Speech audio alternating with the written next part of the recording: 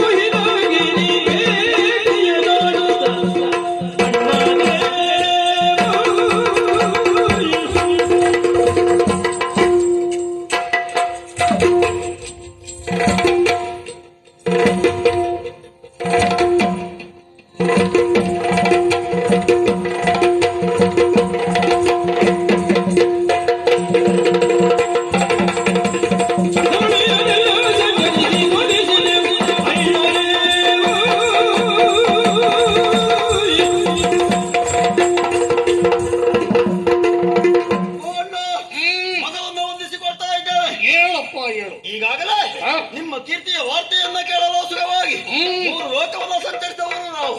ಪ್ರಥಮವಾಗಿ ದೇವಲೋಕಕ್ಕೆ ಹೋದದ್ದು. ಅಲ್ಲಿ ಹೋಗಿ ನೋಡಿದ್ರೆ ಎಲ್ಲರೂ ನಿಮ್ಮನ್ನ ಕೊಂಡಾಡ್ತಾ ಇದ್ದಾರೆ. ಖಂಡಿತವಾಗಲೂ ಹೌದು. ಆ ಬಳಿಕ ನೇರವಾಗಿ ಪಾತಾಳಕ್ಕೆ ಹೋಗಿದ್ದೇವೆ. ಅಲ್ಲಿಯೂ ಸಹ ನಿಮ್ಮನ್ನು ಹೊಗಳ್ತಾ ಇದ್ದಾರೆ. ಮತ್ತೆ ನಾಗಲೋಕಕ್ಕೆ ಹೋದದ್ದು. ಅಲ್ಲಿಗೆ ಹೋದಂತಹ ಸಂದರ್ಭ ಅಲ್ಲಿದ್ದಾನಲ್ಲ ನಾಗೇಂದ್ರ ಒಮ್ಮೆ ಹೆಡೆ ಬಿಚ್ಚಿದ. ನನ್ನ ವಿಚಾರ ಹೇಳಬೇಕಾಗಿತ್ತಲ್ಲಿ ಹೇಳಿದ್ದೆ ತಡ ಅಲ್ಲೇ ಹೆಡೆ ಮಡ್ಚಿದ. ಆ ಬಳಿಕ ಅವನನ್ನು ಮಾರಿಸಿದ್ದೇವೆ. ದೇಹಕ್ಕೆ ಆಯಾಸವಾಯಿತು, ಹಸಿವೆಯಾಯಿತು ಎಂಬ ಕಾರಣಕ್ಕಾಗಿ ಮೃಗಬೇಟೆಗೆ ಹೊರಟವರು ನಾವು. ಕದಂಬಾವರದ ತುಹಿನಾದ್ರಿ ತಪ್ಪಲಿಗೆ ಅಲ್ಲಿ ಹೋಗಿ ಬೇಟೆಯನ್ನಾಡಿ ವಿಶ್ರಾಂತಿಯನ್ನ ಪಡೆದಿರುವಂತಹ ಸಂದರ್ಭ ಕೇಳಿತ್ತು ಸ್ವರ. ಎಲ್ಲಿ ಅಂತ ಹುಡುಕಿದ್ರು ಮುಗವ ಸ್ಥಾನವನ್ನು ಹಿಡಿದು ಹೋದವು. ಹೋಗಿ ಕಂಡಾಗ ಆಶ್ಚರ್ಯವಾಯಿತು. ಏನು ಇಲ್ಲಿಯವರೆಗಂತ ಒಂದು ಆಶ್ಚರ್ಯವನ್ನು ಕಂಡವರು ನಾವೇ ಅಲ್ಲ. ದಟ್ಟವಾದಂತಹ ಕಾಂತಾರ, ಸೂರ್ಯನ ಪ್ರಕಾಶವೇ ಅಲ್ಲಿ ಇರುವುದಿಲ್ಲ. ಅಂತ ಆ ಕಾಡಿನಲ್ಲಿ ಕೋಟಿ ಪ್ರಭೆಯ ಸೂರ್ಯನ ಪ್ರಭೆ, ಕೋಟಿ ಸೂರ್ಯನ ಪ್ರಭೆ, ಆ ಬೆಳಕನ್ನು ಕಂಡವರು ನಾವಿದೆ. ಯಾರು ಎನ್ನುವ ಹಾಗೆ ಮುಂದೆ ಮುಂದೆ ಹೋಗಿ ನೋಡಿದಾಗ ತರುಣಿಯಾರ್ವಳು. ಅವಳಿದ್ದದ್ದು ಹೇಗೆ? ಅಂಬರಿಂದ ಗುಂಬಿನಿಯವರೆಗೆ ಸ್ವರ್ಣದೊಯ್ಯಾಲೆ, ಕಾಡಿನ ಮಧ್ಯದಲ್ಲೂ ಚಿನ್ನದೊಯ್ಯಾಲೆ. ತೂಗಲಿಕ್ಕೆ ಯಾರು ಇಲ್ಲ. ಮತ್ತೆ ಅದರಷ್ಟಕ್ಕೆ ಅದು ತೂಗುತ್ತಾ ಕಂಡ ಬಳಿಕ ಅವಳು ಅಂಥ ಚೆಲುವೆ ಅಂತ ಅವಳು ಕಾಡ ಕುಸುಮವಾಗಬಾರದು, ನಾಡ ಕುಸುಮವಾಗಬೇಕು, ಒಡೆ ಶುಂಭ ಮದುವೆಯಾಗಬೇಕು ಎನ್ನುವ ಕಾರಣಕ್ಕಾಗಿಯೇ ಇಲ್ಲಿಯವರಿಗಾಗಿ ಬಂದವರು ನಾವು. ಅಷ್ಟು ಚಂದ ಇದ್ದಾಳೆ ಅಂತ ಚೆಲುವೆ.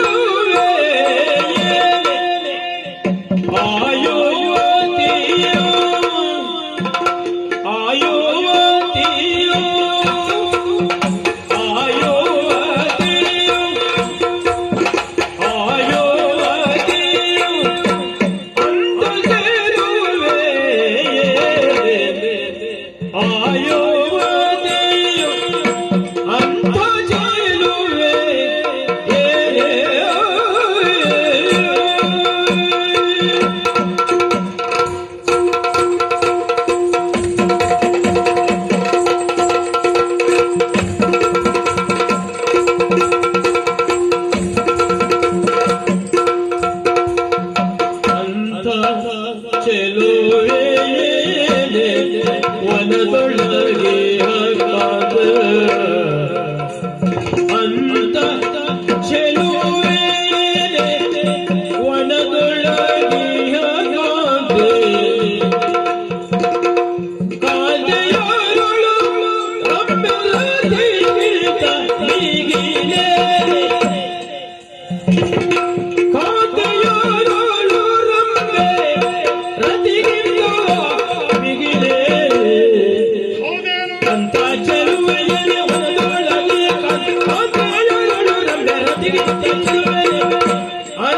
ಚೆಲುವೆ ಏನೇ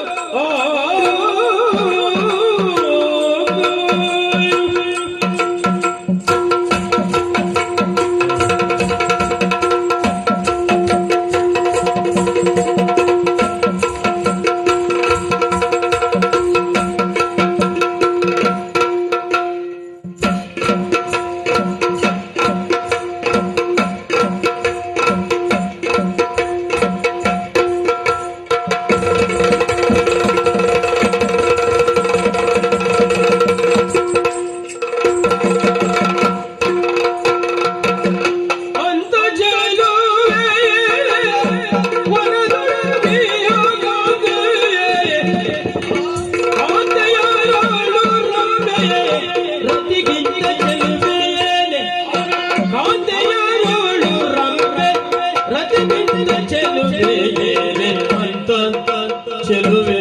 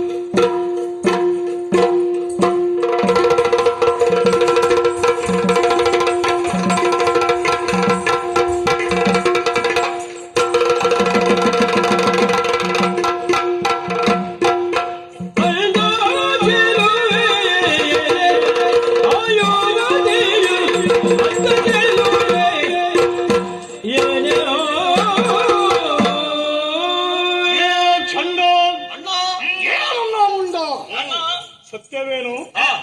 ನೀವಿಬ್ಬರು ಆಡಿದ ಮಾತು ಸತ್ಯವೇ. ವನದ ಮಧ್ಯದಲ್ಲಿ ಹಿಮಗಿರಿಯ ತಪ್ಪಲಿನ ಕದಂಬವನದಲ್ಲಿ ಹೇಮದುಯ್ಯಾಲೆ ಆದ್ಯಂತ್ಯ ನಿಮಗೆ ಗೊತ್ತಾಗಲಿಲ್ಲ. ಒಟ್ಟಿನಿಂದ ಸಹಾಯಕರು ಮತ್ತೊಬ್ಬರಿಲ್ಲ. ಒಬ್ಬಂಟಿಯಾಗಿ ಆ ಉಯ್ಯಾಲೆಯಲ್ಲಿ ಕುಳಿತು ಆಡುತ್ತಿದ್ದಾಳೇನು? ಚಂಡ ಅಣ್ಣ, ಏ ಮುಂಡ ಅಣ್ಣ, ಹೌದೇನು? ಅಷ್ಟು ಚಂದ ಇದ್ದಾಳೇನು? ಬಹಳ ಚೆಲುವೆ. ನಾನು ಕೇಳಿದ ಹಾಗೆ ನೀವು ತಿಳಿದ ಹಾಗೆ ಹೆಣ್ಣು ಮಕ್ಕಳಲ್ಲಿ ಅತಿ ರೂಪವತಿಯರು ಯಾರು?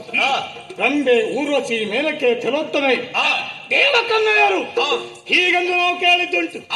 ಅಲ್ಲ, ಅಲ್ಲಿಗೆ ನಾವು ಹೋದಾಗ ಅವರನ್ನ ಕಂಡದ್ದು ಉಂಟು. ಅವರೆಲ್ಲ ಬಹಳ ಚಂದ. ಖಂಡಿತವಾಗಿ. ಆದರೆ ನೀವು ಹೇಳುವ ವಿಚಾರವನ್ನ ಕೇಳಿದಾಗ ಅವರಿಂದಲೂ ಅಧಿಕವಾದಂತಹ ರೂಪವತಿ ಇಮ್ಮಡಿ ಚೆಲುವೆ. ಹೌದೇನೋ? ಕೆಂಡಾಮುಂಡರೇ, ಅಣ್ಣ, ನೀವಾಡಿದ ಮಾತನ್ನ ಕೇಳುತ್ತಿದ್ದಾಗ ಮನಸ್ಸು ಬದಲಾಗುತ್ತಾ ಇದೆ, ಪರಿವರ್ತನೆಗೊಳ್ಳುತ್ತಾ ಇದೆ. ಏನೋ ಒಂದು ನನ್ನ ಮನವು ಬಯಸುತ್ತಾ ಇದೆ, ಭಯಕ್ಕೆ ಹೆಚ್ಚಾಗುತ್ತಾ ಇದೆ. ಏನೇ ಆಗಲಿ, ತಿರುಗಾಟಕ್ಕೆ ಹೋಗುವ ಕಾಲದಲ್ಲಿ ನಾನು ಹೇಳಿದ್ದು ನಿಮಗೆ ಹಾಗೆಯೇ. ಬಹಳಷ್ಟು ಆಯಾಸ ಆದದ್ದಿದ್ರೆ ತಿರುಗಾಟವನ್ನ ಮಾಡಿ, ಹಸಿವೆಯಾದರೆ ಕಾಡಿನಲ್ಲಿದ್ದಂತಹ ಪ್ರಾಣಿಗಳನ್ನ ಹಿಡಿದು ಹೊಟ್ಟೆ ತುಂಬಿಸಿಕೊಳ್ಳಿ. ಹೌದಣ್ಣ. ಹಾಗೆ ನಿಮ್ಮ ತಿರುಗಾಟದ ಕ್ಷೇತ್ರದಲ್ಲಿ ನಮ್ಮಿಂದ ಕಣ್ಮರೆಯಾದಂತಹ ಸುರರ್ಗಳು ಎಲ್ಲಿಯಾದ್ರೂ ಕಾಣ ಸಿಕ್ಕಿದ್ದಾದ್ರೆ ಅವರ ಇರವನ್ನ ಅರಿತು ಬರಬೇಕು ಅಂತ ನಿಮಗೆ ಆಜ್ಞಾನ ಮಾಡಿ ನಾನು ಕಳುಹಿಕೊಟ್ಟಿದ್ದೇನೆ. ಅವರ್ಯಾರು ಕಾಣದೆ ಹೋದರೂ ಹೊಸ ಸುದ್ದಿಯನ್ನ ತಂದು ಮುಟ್ಟಿಸಿದ್ದೀರಲ್ಲ, ಸಂತೋಷವಾಯಿತು. ಆದರೆ ನೀವು ಬಹಳ ಆಯಾಸ ಹೊಂದಿದ್ದೀರಿ. ಹೌದಣ್ಣ. ಈ ಆಯಾಸ ದೂರ ಆಗಬೇಕು ಅಂತಾದ್ರೆ ಆದ್ರೆ ಒಂದು ಕೆಲಸ ಮಾಡಿ, ಏನಣ್ಣ? ಒಳಗೆ ಹೋಗಿ ಹೋದವರ ಎಣ್ಣೆ ತಕೊಳ್ಳಿ. ಉಂಟಾ ಅಂತದ್ದು ಎಣ್ಣೆ? ಉಂಟು, ಹಾ. ನಮ್ಮಲ್ಲಿ ಇಲ್ಲ. ಯಾವುದು ಕೇಳು. ಎಲ್ಲದು ಉಂಟು. ಮೈಗೆ ಹಚ್ಚಿಕೊಳ್ಳಿಕ್ಕೆ. ಆಮೇಲೆ ಇಷ್ಟು ನಡುಕದ ಆಮೇಲೆ ಬಿಸಿ ನೀರಿನ ವ್ಯವಸ್ಥೆ ಉಂಟು. ಹೆಸರೇನು? ಸ್ನಾನ ಮುಗಿಸಿ ಹಾ. ಮತ್ತೆ ನೀನು ಹೇಳಿದ ಹಾಗೆ ಹಾ. ಬೇಕು ಅನಿಸಿದ ಒಳಗಿನ ನೋವಿಗೆ ಅದೇ ಔಷಧ ಉಂಟು. ಉಂಟಲ್ಲ? ಉಂಟು ಅಂತ ಬೇಡದ ಹೋದಷ್ಟು ತಕೊಳ್ಬೇಡಿ. ಇಲ್ಲವೇ ಇಲ್ಲ. ಹಾ. ನಿಮ್ಮ ಜೊತೆಗಿರುವವನು ನಾನು. ಹಾ. ನೀವೆಷ್ಟು ತಗೊಳ್ತೀರೋ ಅಷ್ಟೇ ತಗೊಳ್ಳಿ. ನಾನ್ ತಕೊಂಡಷ್ಟು ನೀವು ತಕೊಂಡ್ರೆ ಆಧರಿಸ್ಲಿಕ್ಕೆ ಆಗ್ಲಿಕ್ಕಿಲ್ಲ. ಅಷ್ಟು ಬೇಡ ಅಂತ ಹೇಳು. ಮತ್ತೆ ಬೇಕು ಅಂತ ಅದನ್ನು ಕರೆಸಿಕೊಂಡು ಹಾಗೆ